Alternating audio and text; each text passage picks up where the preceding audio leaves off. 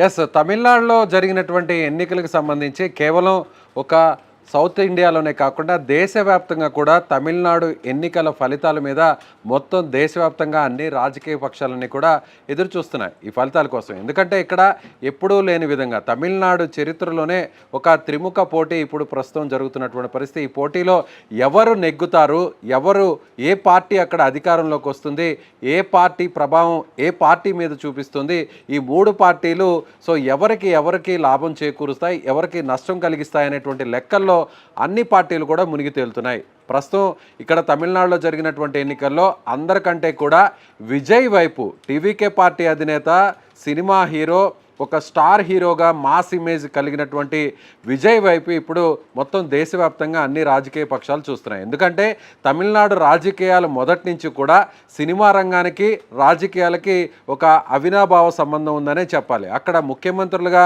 ఆ పీఠాన్ని అధిరోహించాలన్నా కూడా, ఖచ్చితంగా అక్కడ ప్రజల మన్ననలు పొందాలన్నా కూడా సినిమా రంగానికి సంబంధించినటువంటి వారికే ఇప్పటి వరకు కూడా అక్కడ ముఖ్యమంత్రులుగా ఉన్నటువంటి పరిస్థితి.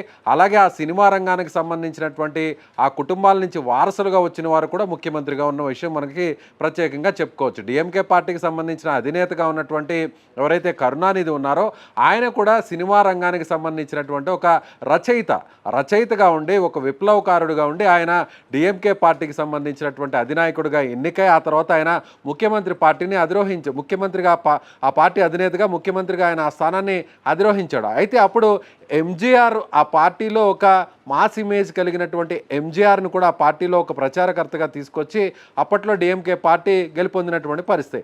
అయితే ఎంజీఆర్కి కరుణానిధికి విభేదాలు రావడంతో ఎంజీఆర్ పార్టీని వీడి కరుణానిధితో విభేదాలు వచ్చిన తర్వాత అన్నా డిఎంకే అంటే డిఎంకే పార్టీకి పోటీగా ఏఐడిఎంకే అనేటువంటి ఒక పార్టీని స్థాపించి ఆయన పార్టీని స్థాపించిన కొన్ని రోజుల్లోనే ముఖ్యమంత్రిగా ఆయన ఆ స్థానాన్ని అధిరోహించారు. వరుసగా 3 సార్లు ఆయన ముఖ్యమంత్రిగా అయినటువంటి పరిస్థితి. అయితే ఇప్పుడు ఎంజీఆర్ అటు సినిమా రంగంలో ఒక స్టార్ హీరోగా నెంబర్ 1 హీరోగా ఉన్న ఎంజీఆర్ ఆ తర్వాత పార్టీ పెట్టిన తర్వాత ముఖ్యమంత్రి అయ్యారు.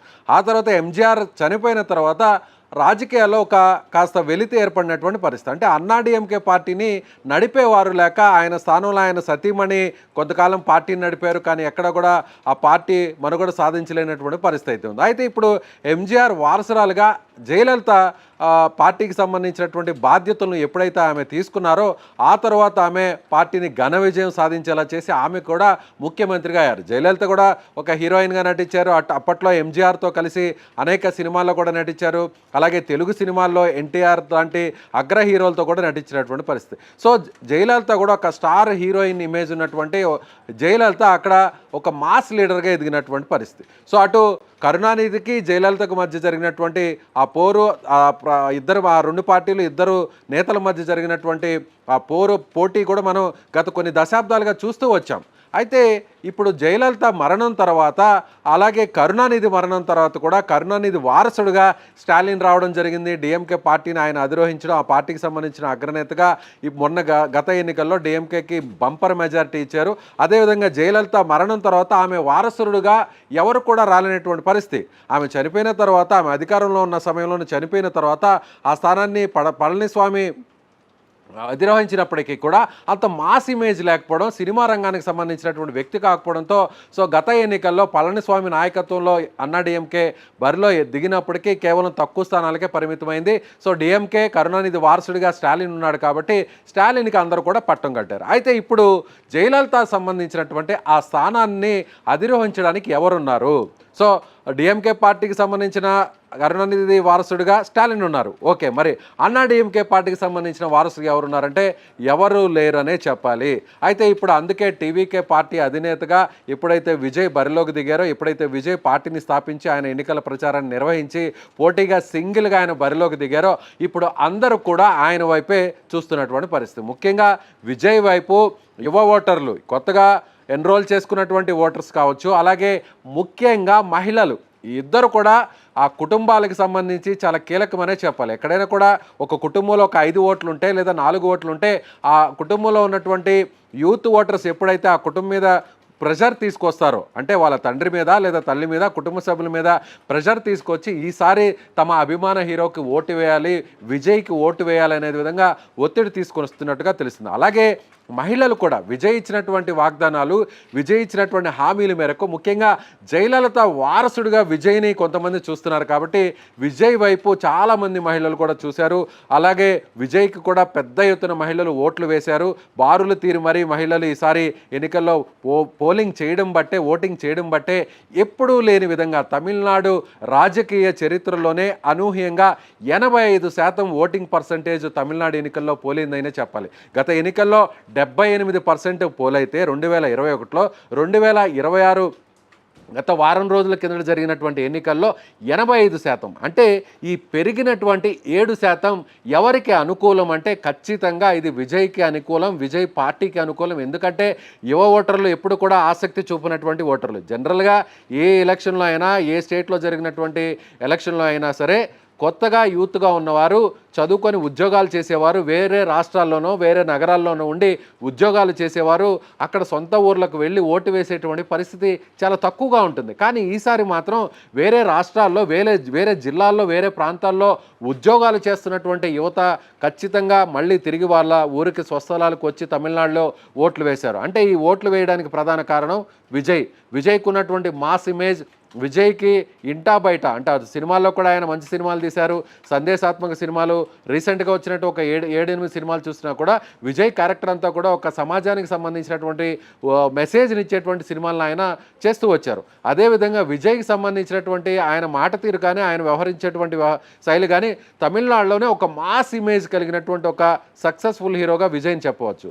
సో రజనీకాంత్ అలాగే ఆ స్థాయి స్టార్ ఇమేజ్ కలిగినటువంటి రజనీకాంత్కి ఎంత ఫాలోయింగ్ ఉంటుందో తమిళనాడులో, ఆ తర్వాత రజనీకాంత్ కాస్త వయసు పైబడినటువంటి ఒక పెద్ద హీరోగా మారిన తర్వాత అంతటి ఫాలోయింగ్ని తెచ్చుకున్నటువంటి హీరో విజయ్. అప్పట్లో ఎంజీఆర్, ఆ తర్వాత రజనీకాంత్, ఆ రజనీకాంత్ తర్వాత ఇప్పుడు విజయ్. సో విజయ్ ఇప్పుడు ఆయన అంటే పూర్తిగా రజనీకాంత్తో పోలిస్తే రజనీకాంత్ కాస్త వయసు పైపడడంతో రజనీకాంత్ పార్టీకి పెట్టి రాజకీయాల్లోకి రావాలనుకున్నప్పుడు కూడా ఆయన ఆ నిర్ణయాన్ని వెనక్కి తీసుకున్నారు. సో అదే స్థానంలో డేర్ అండ్ డాషింగ్గా ఇప్పుడు విజయ్ వచ్చారు, పార్టీని స్థాపించారు. పార్టీని స్థాపించిన తర్వాత ఏ ఒక్క పార్టీతో కూడా పొత్తు పెట్టుకోలేదు.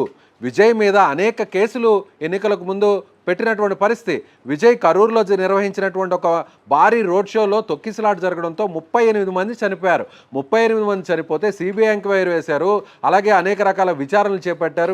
విజయ్ని ఒకనొక దశలో అరెస్టు కూడా చేస్తారు అనేటువంటి ఒక ప్రచారం కూడా జరిగింది. ఆ తర్వాత ఆయన కుటుంబానికి సంబంధించి కూడా భార్యతో విభేదాలు రావడం, భార్య కూడా ఒక కోర్టులో కేసు వేయడం, విడాకులకు సంబంధించినటువంటి ఒక కేసు కూడా ప్రస్తుతం నడుస్తూ విజయ్ని అటు ఇంటా బయట కూడా అన్ని రకాలుగా ఇబ్బంది పెట్టేటువంటి ప్రయత్నం అక్కడ రాజకీయ పక్షాలన్నీ కూడా చేశాయి. ఆ తర్వాత కూడా ఎన్నికలకు సమీపించిన తర్వాత పోటీకి ముందు కూడా విజయ్ సమర్పించినటువంటి ఎన్నికల అఫిడవిట్లో కూడా అవకతవకలు ఉన్నాయి. విజయ్కి సంబంధించినటువంటి నామినేషన్ కూడా క్యాన్సిల్ చేయాలనేటువంటి ఒక పిటిషన్ కూడా హైకోర్టులో వేయడం జరిగింది. అయితే ఇప్పుడు తాజాగా హైకోర్టులో వేసినటువంటి ఆ పిటిషన్ కూడా కోర్టు కొట్టివేసింది. విజయ్కి సంబంధించి కూడా ఇప్పుడు ఏదైతే కేసులు విజయ్ మీద పెట్టబడ్డాయో ఆ కేసులకు సంబంధించి కూడా ఒక్కొక్కటిగా వీగిపోతూ విజయ్కి ఉపశమనాన్ని కలిగిస్తుంది. సో మే 4వ తారీఖున జరగబోతున్నటువంటి ఈ కౌంటింగ్లో కూడా రిజల్ట్స్లో కూడా ఇలాంటి అనుకూలమైనటువంటి తీర్పు విజయ్కి రాబోతుంది అనేటువంటి ఒక డిస్కషన్ అయితే తమిళనాడులో జరుగుతుందని చెప్పాలి. ఇప్పుడు మనం ఒక పర్సంటేజ్ వారీగా మన దగ్గర ఉన్నటువంటి ప్రీవియస్ ఎలక్షన్స్ జరిగినటువంటి ఆ డేటాను చూద్దాము. విజయ్ ఎందుకు ఇప్పుడు కింగ్ మేకర్గా మారబోతున్నాడు అనేటువంటి ఒక అనాలిసిస్ కూడా మనం ఈ వీడియోలో ఒకసారి మీకు చెప్పేటువంటి ప్రయత్నం చేస్తాను. సరిగ్గా 2021లో మనం చూసినట్లయితే మొత్తం తమిళనాడులో 234 అసెంబ్లీ స్థానాలు ఉన్నాయి. అందులో సగం సీట్లు వేసుకుంటే 117 స్థానాలు, మ్యాజిక్ ఫిగర్ అంటే 118 స్థానాలు ఏ కూటమికి, ఏ పార్టీకి వస్తాయో వాళ్ళు ప్రభుత్వాన్ని ఏర్పాటు చేస్తారో ఆ ప్రభుత్వంలో వాళ్ళు ముఖ్యమంత్రిగా అయ్యేటువంటి అవకాశం ఉంది. గత ఎన్నికల్లో 2021లో 78% పోలింగ్ పర్సంటేజ్ అక్కడ నమోదైంది. అందులో డిఎంకే పార్టీకి 100% ఒకసారి చూసినట్లయితే 78%లో 45.3% డిఎంకేకి వచ్చింది. అలాగే ఏఐడిఎంకేకి 39% వచ్చింది, ఇతరులకు 14% వచ్చింది. అంటే దాదాపుగా 15%. అంటే డిఎంకేకు ఏఐడిఎంకేకు మధ్య ఉన్నటువంటి అక్కడ గెలుపు శాతం ఎంత అంటే 6%. 6% తేడాతోనే భారీ విజయాన్ని అక్కడ సాధించింది డిఎంకే పార్టీ. డిఎంకే పార్టీకి వచ్చినటువంటి సీట్లని, డిఎంకే పార్టీ అంటే డిఎంకే కూటమిలో చూసినట్లయితే డిఎంకే పార్టీ, కాంగ్రెస్ పార్టీ, వామపక్షాలు, ఇతర తమిళనాడులో ఉన్నటువంటి చిన్న చిన్న పార్టీలన్నీ కలుపుకొని ఒక కూటమిగా ఏర్పాటై అక్కడ డిఎంకే పార్టీకి వచ్చినటువంటి స్థానాలు చూసినట్లయితే ఆ కూటమికి 133 స్థానాలు వచ్చాయి. అంటే బంపర్ మెజారిటీ వచ్చింది. 1/3% అక్కడ ఆ పార్టీకి గత ఎన్నికల్లో వచ్చాయి. ఇక అన్నాడీఎంకే పార్టీకి జయలలిత మరణం తర్వాత జరిగినటువంటి ఎన్నికలు కావడంతో అక్కడ ఆ పార్టీని నడిపించేటువంటి నాయకత్వం లేకపోవడంతో ఆ నాయకత్వ లేమితో డిఎంకే పార్టీకి కేవలం 65 సీట్లు మాత్రమే వచ్చినటువంటి పరిస్థితి. అంటే ఇప్పుడు 6% తేడా గత ఎన్నికల్లో స్పష్టంగా కనిపించింది. అంతకుముందు ఎన్నికలను ఒకసారి మనం పరిశీలించేటువంటి ప్రయత్నం చేద్దాం. 2016లో జరిగినటువంటి అసెంబ్లీ స్థానాల్లో తమిళనాడు ఎన్నికల్లో అప్పుడు దాదాపుగా ఏఐడిఎంకే అంటే అప్పుడు అధికారంలోకి అన్నాడీఎంకే రెండోసారి వచ్చింది. అప్పుడు వచ్చినటువంటి ఓట్ల శాతం చూసినట్లయితే అప్పుడు 40.8% అన్నాడీఎంకేకి వచ్చింది. అప్పుడు జయలలిత సారథ్యంలోని ఎన్నికలు జరిగాయి. రెండవసారి ఆమె వరుసగా ముఖ్యమంత్రి అయ్యారు. ఇక డిఎంకేకి అంటే అప్పుడు కరుణానిధి ఆయన బతికే ఉన్నారు. కరుణానిధి నాయకత్వంలో జరిగినటువంటి ఆ ఎన్నికల్లో డిఎంకే పార్టీకి 39.4% అంటే కేవలం 1.4% మాత్రమే డిఎంకే పార్టీకి అన్నాడీఎంకే పార్టీకి అక్కడ పర్సంటేజ్ తేడా ఉంది. ఈ పర్సంటేజ్ తేడాలోనే అంటే 1.4% తేడాతోనే అన్నాడీఎంకే పార్టీకి 136 సీట్లు వచ్చాయి. డిఎంకే పార్టీకి ఆ కూటమికి 98 సీట్లు వచ్చాయి. అంటే దాదాపుగా 40 సీట్ల తేడా, 1.5%తోనే 40 సీట్లు తేడా వచ్చాయంటే ఇక 1% ఇప్పుడు త్రిముఖ పోటీ జరిగితే 1% తేడా వచ్చినా కూడా అంటే ఫస్ట్ ప్లేస్లో నిలిచినటువంటి పార్టీకి సెకండ్ ప్లేస్లో నిలిచినటువంటి పార్టీకి డిఫరెన్స్ ఒకవేళ చూస్తే చాలా దగ్గరగా వచ్చినటువంటి ఒక మార్జిన్ వచ్చినా కూడా అక్కడ గెలుపోటములు పూర్తిగా తారుమారైపోతాయి. కానీ గత ఎన్నికల్లో అలాగే 2011లో ఒకసారి చూద్దాం మనం. 2011లో అప్పుడు జయలలిత ముఖ్యమంత్రి, మళ్ళీ ఆమె కూడా ముఖ్యమంత్రి అయ్యారు, అంతకుముందు అయ్యారు. అప్పుడు అన్నాడీఎంకే పార్టీకి 51% బంపర్ మెజారిటీ అక్కడ పోలింగ్ పర్సంటేజ్ వచ్చింది. సో అప్పుడు 203 స్థానాలు జయలలితకు రావడం జరిగింది. డిఎంకే పార్టీకి కరుణానిధి నాయకత్వంలో 2011లో 39.5% అంటే కేవలం 31 స్థానాలకే 234లో డిఎంకే పార్టీ సాధించగలిగింది. సో అక్కడ విక్టరీ పర్సంటేజ్ మనకు ఆ డిఫరెన్స్ చూసినట్లయితే 12%. ఇదొక రికార్డ్ అని చెప్పాలి. 12% తేడాతో దాదాపుగా అటు డిఎంకే పార్టీకి అన్నాడీఎంకే పార్టీకి ఉన్న సీట్ల తేడా 160 సీట్ల తేడా. 234 సీట్లలో 203 స్థానాలు అన్నాడీఎంకే పార్టీ అప్పుడు గెలవగలిగింది. అంటే వన్ సైడ్గా మొత్తం ఎలక్షన్ మొత్తం అంతా కూడా వన్ సైడ్ కలిసి. కానీ రెండోసారి మళ్ళీ 2016లో జరిగిన ఎన్నికల్లో ముఖ్యమంత్రి మళ్ళీ జయలలితనే అయ్యారు. అత్యధిక స్థానాలు అన్నాడీఎంకేకే వచ్చాయి. కానీ కేవలం 1.4% మాత్రమే తేడా ఉంది. అయినా కూడా 136 స్థానాలు అన్నాడీఎంకేకి వచ్చాయి, డిఎంకేకి 98 స్థానాలు. అంటే పోలింగ్ పర్సంటేజ్ ఎంత కీలకం అనేది ఈ ఎన్నికలు, తమిళనాడు ఎన్నికల్లో ప్రీవియస్గా జరిగినటువంటి 3-4 ఎన్నికలను కూడా మనం పరిశీలించితే మనకి చాలా స్పష్టంగా అర్థమవుతుంది. అంటే ఇప్పుడు విజయ్కి ఎంత పర్సంటేజ్ వస్తుంది? సో గత ఎన్నికల్లో 45% డిఎంకేకి వచ్చింది, 39% అన్నాడీఎంకేకి వచ్చింది. రెండు పార్టీల మధ్య తేడా 6%. అయితే ఇప్పుడు ఈ రెండు పార్టీలకు సంబంధించినటువంటి ఓటు బ్యాంకును విజయ్ చీల్చబోతున్నాడు. ముఖ్యంగా యువత ఓటింగ్ అంతా కూడా చీల్చబోతున్నాడు. యూత్ అనేది రెండు పార్టీలకు ఉంటారు కాబట్టి రెండు పార్టీల నుంచి కూడా యువత చీలిపోతుంది. అలాగే ముఖ్యంగా మహిళల ఓట్లు అంటే ప్రధానంగా చూసినట్లయితే అన్నాడీఎంకేకి మొదటి నుంచి కూడా జయలలిత ఉన్నారు కాబట్టి జయలలితకు సంబంధించి కూడా మహిళలు ఎక్కువగా ప్రజాదరణ చూపిస్తారు కాబట్టి సో జయలలితకు కాస్త ఎక్కువగా మహిళల ఓట్ల పర్సంటేజ్ ఉండేది. కానీ జయలలిత ఇప్పుడు లేకపోవడం వల్ల అన్నాడీఎంకేకి ఆ మైనస్ పడుతుంది. అదేవిధంగా ఏ ఎన్నికల్లో అయినా సరే తమిళనాడులో మహిళలు ఎవరి వైపు నిలుస్తారో వాళ్లే అధికారంలోకి రావడం అనేది పక్కాగా ఇప్పటివరకు జరిగినటువంటి 5-6 ఎన్నికల్లో మనం చూసినటువంటి పరిస్థితి. అయితే ఇప్పుడు ఈ ఎన్నికల్లో మహిళలు ఒకసారి స్టాలిన్ని చూసేసాం, చాలాసార్లు డిఎంకే పార్టీకి అధికారాన్ని ఇచ్చాం.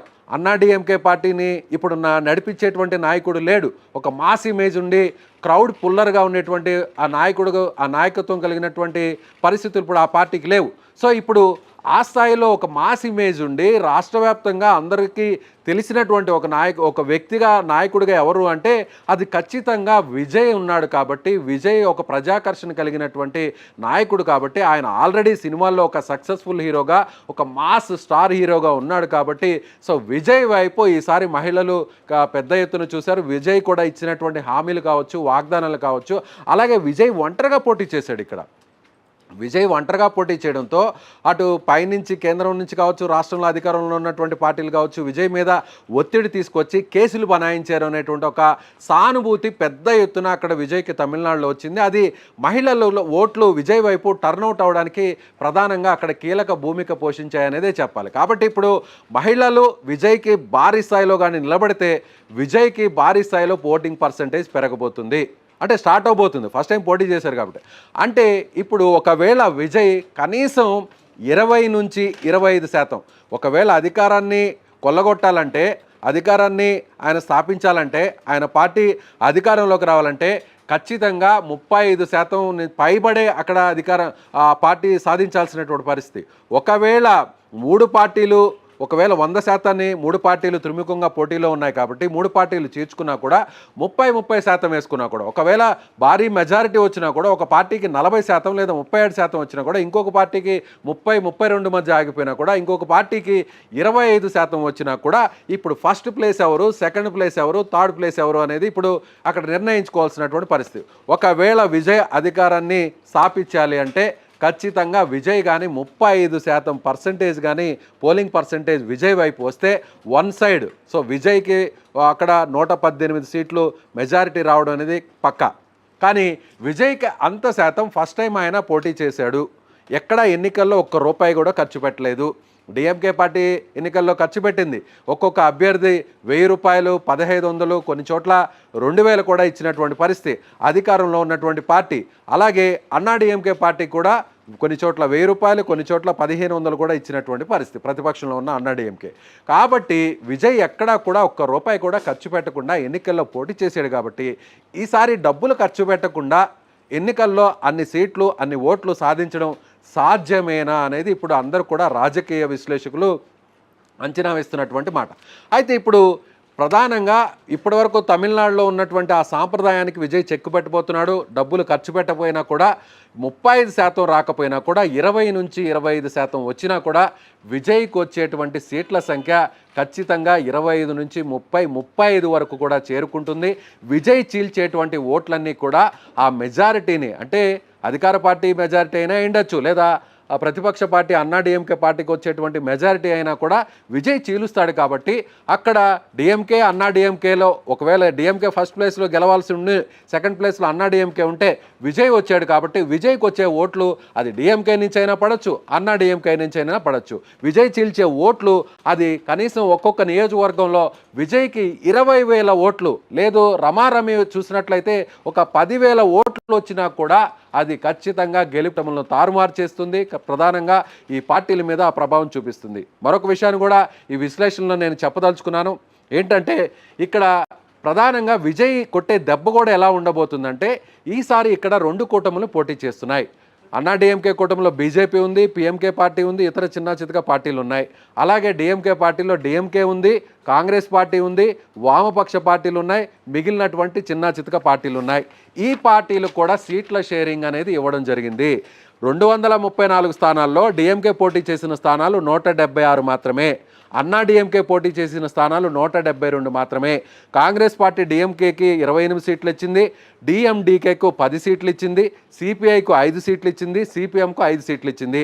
అన్నా డిఎంకే కూటమిలో, ఎన్డీఏ కూటమిలో అన్నా డిఎంకే 172 స్థానాల్లో పోటీ చేసింది, బీజేపీకి 33 స్థానాలు ఇచ్చింది, పిఎంకే పార్టీకి 18 స్థానాలు ఇచ్చింది, ఏఎంఎంకేకు 11 స్థానాలు ఇచ్చింది. సో డిఎంకేకి సంబంధించిన సాంప్రదాయ ఓటర్లు మిత్రపక్షాలైనటువంటి కాంగ్రెస్కి వేయడానికి ఇష్టం లేకపోయినా, లేదంటే డిఎండికే వేయడానికి ఇష్టం లేకపోయినా, వామపక్షాలకు వేయడానికి ఇష్టం లేకపోయినా, వాళ్ళ ఓట్లు డిఎంకే పార్టీకి అనుకూలంగా ఉన్న ఓట్లు కూడా విజయ్ వైపు వేసేటువంటి అవకాశం ఉంది. అదేవిధంగా అన్నా డిఎంకేకి సంబంధించినటువంటి సాంప్రదాయ ఓటర్లు, అనుకూల ఓటర్లు కూడా అక్కడ బీజేపీకి 33 సీట్లు ఇచ్చారు, పిఎంకేకి 18 సీట్లు ఇచ్చారు, ఏఎంఎంకేకి 11 సీట్లు ఇచ్చారు. కాబట్టి అన్నా డిఎంకేకి సంబంధించిన సాంప్రదాయ ఓటర్లు, ఆ ఫ్యాన్స్, ఆ పార్టీకి సంబంధించిన క్రియాశీలక నాయకులు, కార్యకర్తలు కూడా ఒకవేళ ఇతర పార్టీలకు వేయడానికి, మిత్ర పార్టీలకు వేయడానికి ఇష్టం లేకపోతే విజయ్ వైపు చూసేటువంటి అవకాశం ఉంది. ఇక్కడే మనకు చూసినట్లయితే దాదాపుగా 100 సీట్లు వరకు కూడా నేరుగా డిఎంకే, అన్నా డిఎంకే పోటీ చేయట్లేదు. కాబట్టి ఈ 100 సీట్ల మీద విజయ్ మార్కు ఖచ్చితంగా పడబోతుంది. ఈ 100 సీట్లలో విజయ్ ఎన్ని సీట్లు సాధిస్తాడు అనేది కూడా చాలా కీలకంగా మారే అవకాశం ఉంది. అలాగే విజయ్ ప్రధానంగా అర్బన్ సీట్ల మీద ఇక్కడ కాన్సన్ట్రేట్ చేశాడు. ఆయన పెరంబూర్లో, తమిళనాడులో ఉన్న చెన్నై నగరంలోనే పోటీ చేశారు. అలాగే మరో స్థానంలో తిరుచిరాపల్లికి సంబంధించిన ఈస్ట్ స్థానం నుంచి పోటీ చేశాడు. విజయ్ చదువుకున్న వాళ్ళు ఈసారి విజయ్ వైపు చూస్తున్నారనేటువంటి ఒక చర్చ పెద్ద ఎత్తున నడుస్తుంది. దానికి సంబంధించిన సర్వే ఫలితాలు కూడా ఇప్పటి వరకు వచ్చాయి. అదే జరిగితే గత ఎన్నికల్లో చెన్నై మహానగరంలో ఉన్నటువంటి మొత్తం సీట్లు 22. 22కి 22 గత ఎన్నికల్లో డిఎంకే క్లీన్ స్వీప్ చేసింది అక్కడ. అయితే ఈసారి అక్కడ మళ్ళీ విజయ్ పోటీ చేస్తున్నాడు కాబట్టి, అలాగే గతంలో డిఎంకేకి సంబంధించిన ఇద్దరు కూడా, ఉదయనిధి స్టాలిన్ కావచ్చు, తండ్రి స్టాలిన్ కావచ్చు, ఇద్దరు కూడా చెన్నై నగరం నుంచే పోటీ చేశారు. కాబట్టి దాని ప్రభావం చెన్నై నగరంలో ఉన్న మిగతా సీట్ల మీద పడి క్లీన్ స్వీప్కు కారణమైంది. ఇప్పుడు విజయ్ అదే చేయబోతున్నాడా? అలాగే తిరుచిరాపల్లి కూడా 10 నుంచి 8 సీట్లు ఉన్నాయి. అక్కడ కూడా విజయ్ అక్కడ దుందుబి మోగించబోతున్నారు అంటున్నారు. అలాగే మదురైలో కూడా విజయ్కి సంబంధించినటువంటి పార్టీకి అనుకూలంగా వచ్చేటువంటి అవకాశాలు ఉన్నాయంటున్నారు. కోయంబత్తూరుకి సంబంధించి కూడా ఆ నగరంలో కూడా విజయ్కి అనుకూలంగా రాబోతున్నాయంటున్నారు. ఇక సేలం అలాగే మదురై ఇతర ప్రాంతాల్లో కూడా రమారమి సగం సీట్లలో కూడా విజయ్ హవా కనిపించేటువంటి అవకాశం ఉంది. ఇలా ఎట్లా చూసుకున్నా కూడా విజయ్కి కనీసంలో కనీసం ఒక 25 సీట్లు కానీ వస్తే ఖచ్చితంగా అక్కడ హంగు అనేది వస్తుంది. ఆ హంగులో విజయ్ కింగ్ మేకర్గా మారబోతున్నారు. విజయే సీఎం కాబోతాడు. విజయ్ ఎవరికి సపోర్ట్ చేస్తే ఆ పార్టీ అధికారంలోకి వస్తుంది. కాబట్టి విజయ్ ఖచ్చితంగా సీఎం స్థానాన్ని డిమాండ్ చేసేటువంటి అవకాశం ఉంది. నెంబర్ 1 ప్లాన్ ఏ అంటే పూర్తి స్థాయిలో ప్రజలంతా విజయ్ వైపు నిల్చుంటే విజయ్కే ఓట్లు వేస్తే విజయ్కి 35 పైబడి పోలింగ్ పర్సంటేజ్ నమోదైతే విజయ్ పార్టీయే పూర్తి స్థాయిలో ఏకపక్షంగా అధికారంలోకి వస్తుంది. ప్లాన్ బి, 2 పార్టీలను చీల్చి విజయ్ ఒకవేళ 2వ స్థానానికి పరిమితమైనా కూడా విజయ్కి ఖచ్చితంగా ఎవరైతే కూటమి ఉంటారో అన్నా డిఎంకే లాంటి కూటమి విజయ్కి సపోర్ట్ చేస్తారు. కాబట్టి విజయ్ మళ్ళీ అక్కడ ప్లాన్ బిలో కూడా సీఎం అయ్యేటువంటి అవకాశం ఉంది. ఇక ప్లాన్ సిలో కూడా హంగ్ వచ్చి డిఎంకేకి ఒకవేళ ఎక్కువ సీట్లు వచ్చినా, అన్నా డిఎంకేకి ఒకవేళ ఎక్కువ సీట్లు వచ్చినా అధికారాన్ని స్థాపించేటువంటి ఆ మ్యాజిక్ ఫిగర్కు దగ్గరలో ఆగిపోతే అప్పుడు ఆ కూటమిలు కూడా అధికారాన్ని చేపట్టే అవకాశం లేకపోతే ఖచ్చితంగా విజయ్ సపోర్టింగ్ వాళ్ళకి అవసరం ఉంటుంది. అప్పుడు కూడా విజయ్ సీఎం సీట్ని డిమాండ్ చేసేయచ్చు. లేదంటే తన సంబంధించినటువంటి ముఖ్య నాయకులు కీలకమైనటువంటి మంత్రిత్వ శాఖలను కూడా ఆయన డిమాండ్ చేయవచ్చు. ఇక్కడ మరొక విషయాన్ని కూడా చెప్పాలి. విజయ్ ఇప్పటికే సుడిగాలి పర్యటన చేస్తున్నారు. ఎన్నికల తర్వాత ఆయన మదురైకి వెళ్ళారు. మదురైలో మీనాక్షమ్మ అమ్మవారిని ఒక 2 రోజుల కిందట దర్శనం చేసుకున్నారు, పూజలు నిర్వహించారు. ముఖ్యంగా అక్కడ మురుగన్ టెంపుల్, ముఖ్యంగా తిరుచెందూరు అనేది తమిళనాడులో ఒక ఫేమస్ టెంపుల్. ఉన్నటువంటి ప్రధాన ఆలయాల్లో తిరుచెందూరుకు ఒక ప్రత్యేకమైన విశిష్టత ఉంది.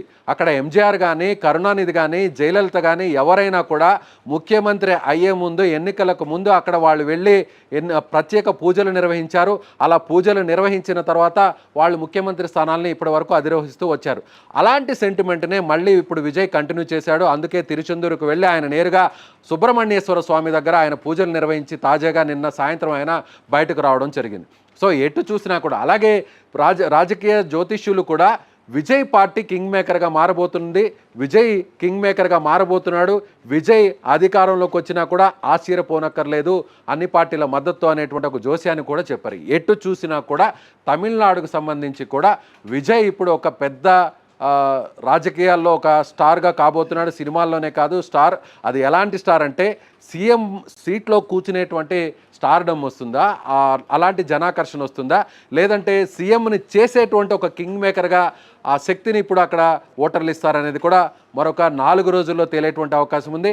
అదేవిధంగా ఇప్పటికే విజయ్కి సంబంధించినటువంటి క్యాబినెట్ కూడా రెడీ అయిపోయిందనేది ఒక డిస్కషన్ కూడా నడుస్తుంది.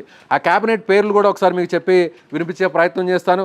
బుస్వే ఆనంద్, ఇతను టీవీకే పార్టీకి సంబంధించిన జనరల్ సెక్రటరీ. ఇతనికి మున్సిపల్ లేదా హోంశాఖ కూడా ఇవ్వబోతున్నారంటూ కూడా అభిమానులు కూడా ఇప్పటికే పోస్టర్లు కూడా వేస్తున్నారు. అలాగే ఆదవ్ అర్జున అనేటువంటి నాయకుడు సంబంధించి కూడా ఇతను టీవీకే పార్టీ ఎన్నికల వ్యూహకర్తగా ఎన్నికల్లో ఈ స్థాయిలో నిర్వహించడానికి ఇతను చాలా కీలకంగా వ్యవహరించారు.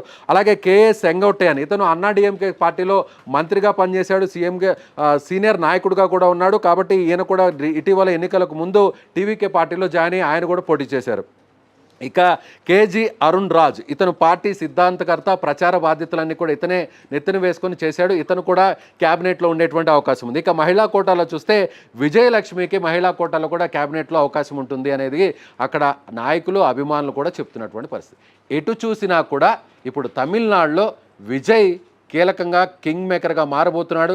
జయలలితకున్నటువంటి మాస్ ఇమేజ్ని, జయలలితగా ఉన్నటువంటి ఆ సినీ గ్లామర్ని, జయలలితకు ఉన్నటువంటి ఆ స్టార్డమ్ని రాజకీయాల్లో కూడా ఆ వారసత్వాన్ని విజయ్ కొనసాగించబోతున్నాడు అనేది ఇప్పుడు రాజకీయ పండితులు చెప్తున్నటువంటి మాట.